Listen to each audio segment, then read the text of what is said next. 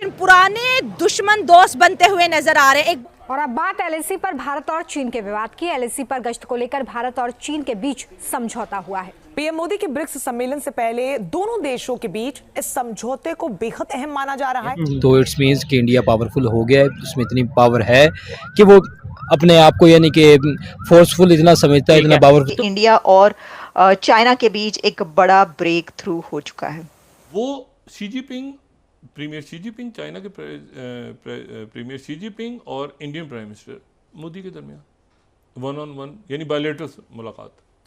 अगर हम army patrolling की बात करें तो बिल्कुल आर्मी पेट्रोलिंग के ऊपर भी एग्रीमेंट हो चुका है। जिस तरह से चाइना की आर्मी एग्रेसिवली पेट्रोलिंग कर रही थी, वो बैक जाएंगी 2020 में। जो डिप्लोमेसी बोलिए या ये डिप्लोमेटिक विक्ट्री तो है ही है, लेकिन इसके साथ एक विक्ट्री और है यहाँ पे, ये मिलिट्री विक्ट्री भी है।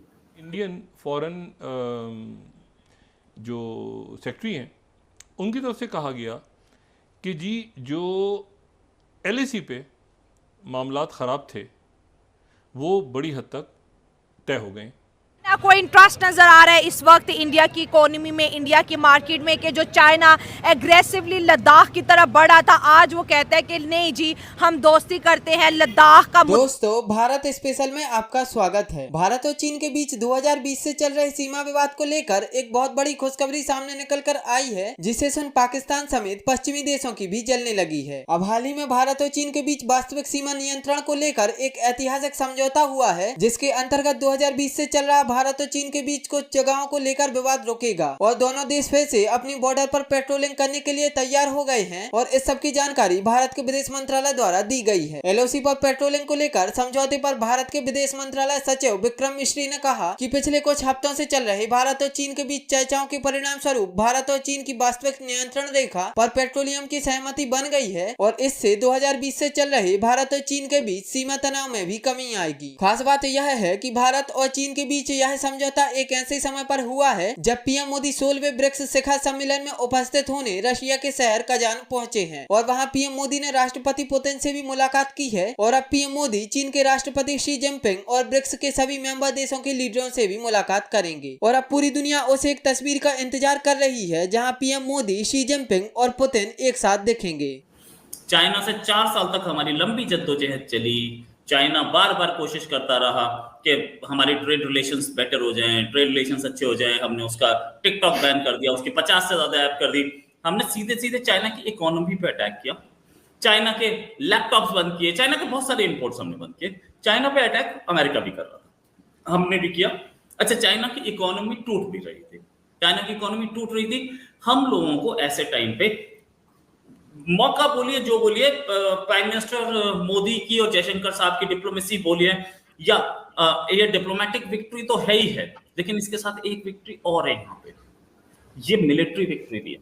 क्योंकि मिलिट्री विक्ट्री नहीं होती, हम चाइना के सैनिकों को नहीं मारते वहां पर गलवान में, क्योंकि चाइना के भी सैनिक मारे गए थे, इसलिए चाइना गलवान पे ही रुक गया, वरना वो आगे बढ़ने के मूड में था। अच्छा, जहां पे आगे गलवान पे सैनिक मारे गए थे, हमारी पेट्रोलिंग उससे थोड़ी सी आगे चलती थी, वहां तक हम चाह रहे थे हो। चाइना बोला नहीं, और इतने टाइम से यही अटका हुआ था। अब चाइना ने जाकर के फाइनली सरेंडर कर दिया, हथियार डाल दिए कि नहीं, जहां 2020 पे आप पेट्रोलिंग कर रहे थे वहां के जाए। अच्छा जी, मैं उन पाकिस्तानी जर्नलिस्ट को बोलना चाहूंगा जो कि बोल रहे थे कि इंडिया को बड़ी कुट मारी, अब तो शर्म से डूब मरोगे। और वो जो रावी दरियाए रावी जिसको बोलता है ना आपका वो इमरान खान, कि अब वो गंदा नाला बन चुका है, उसी में डूब के मरना। क्योंकि चाइना ने बिल्कुल सीधे सीधे सरेंडर मारा है यहाँ पे। अब क्यों? क्योंकि 2020 की पोजीशन पे हम बोल रहे थे कि 2020 जहां पोजीशन जहां पे हम पेट्रोलिंग कर रहे थे वहीं अब पेट्रोलिंग होगी, और वहीं पे माना है वो। इसमें कहीं ना कहीं रशिया का भी प्रेशर है। इंडियन प्राइम मिनिस्टर कल परसों ही रशिया जाने वाले हैं, ऐसे में पहले तो जर्मनी जाएंगे फिर रशिया। जो फॉरेन सेक्रेटरी मिश्री साहब, उन्होंने एक स्टेटमेंट जारी की कि दोनों मुल्क जो है वो इस चीज़ पे एग्री हो गए हैं कि जॉइंट पेट्रोलिंग करेंगे, और हम 2020 से की जो सिचुएशन थी उससे प्री जो सिचुएशन थी उस पर हम जाके एक पेट्रोलिंग करेंगे। और दोनों मुल्क अब मिलिट्री डायलॉग भी हुआ और डिप्लोमेटिक डायलॉग भी हुआ। लेकिन मेरे सब एक सेंट्रल क्वेश्चन है, क्वेश्चन ये है, आज सुबह से जब ये चीज़ें मुझे पता चल रही हैं तो मैं इस थोड़ा स्टडी कर रहा हूँ कि why India wants A conflict resolution with China, but जब पाकिस्तान की बात आती है तो कॉन्फ्लिक्ट रेजोल्यूशन की बात नहीं हो रही, कॉन्फ्लिक्ट को मैनेज करने की बात हो रही है. So with the Chinese they are resolving the conflict, with the Pakistan they are managing their conflict. वो कश्मीर का हो सकता है, सर क्रीक का हो सकता है, वो कोई चीज भी हो, ठीक है. सो इसकी क्या दोनों की आप समझते हैं बड़ी वजूहात क्या है? आप किससे, क्योंकि बड़ी गहरी नजर रखते हैं, आप इसको क्या समझते हैं कि चाइना के साथ कॉन्फ्लिक्ट रिजॉल्व की तरफ और हमारे साथ कॉन्फ्लिक्ट मैनेज की तरफ इंडिया जा रहा है? देखें जी, ये बड़ी क्लियर किस्म की स्टेटेड पॉलिसी है, और इसकी थोड़ा सा बैकग्राउंड में अगर आप झांकें तो मेरे ख्याल में ये सेल्फ एक्सप्लेन करती है अपने आप को. ये दो टोटली डिफरेंट पॉलिसीज़ हैं, और इसको जो है वो इंडिया जो है, भारत जो है, वो बिल्कुल दो डिफरेंट नुक्ता नज़र से देख रहा है बगैर किसी इबाम के.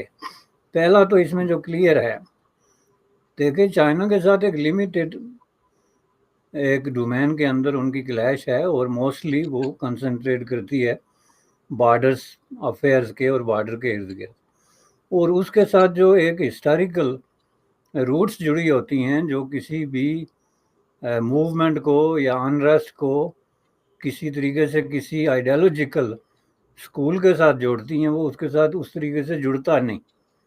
जो आखिरी इन लोगों के दरमियान माजी में इस तरह के क्राइसिस रहे हैं, हुआ वो वियतनाम के हवाले से हुआ हो या तिब्बत के हवाले से, सबसे मेन चीज़ जो एग्ज़ाइल, गवर्नमेंट इन एग्ज़ाइल इन्होंने तस्लीम की, और उसको बाकायदा एक वही शक्ल दी जो आज आपके बलूचिस्तान के अंदर मुख्तलिफ छोटी छोटी चीज़ों की हाल दो कि वो स्केल नहीं है, वो कुव्वत नहीं है, लेकिन उसका आइडिया उसी तरीके से है कि लोग अपने आप को अपने वतन से बाहर रिप्रेजेंट कर सकते हैं या एग्ज़ाइल बना सकते हैं या अपनी हुकूमतों को अपोज कर सकते हैं, जो भी उसका इंटरनेशनल एक पूरी फ़िलासफ़ी है जिसके इर्द गिर्द घूमता है आपकी गवर्नमेंट्स इन एग्ज़ाइल.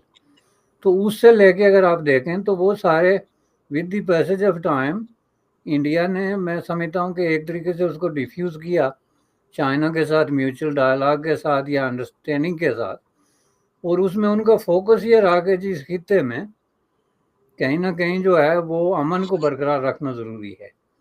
उस पर अमल कितना हुआ ये दूसरी बात है, लेकिन फोकस इस चीज़ पे रहा, जिस वजह से ये जो मामला था ये खुद ब खुद कॉर्नर पे चला गया. उसकी जगह बॉर्डर्स ने टेक ओवर किया, चूँकि वहाँ पे एक हार्ट इशू खड़ा हो गया जो कि बहुत बड़ा स्केल पे नहीं था. मतलब लोग दस्ती लड़ाई जिसको आप कहते हैं, दस्त ब दस्त लड़ते थे, असला भी नहीं है.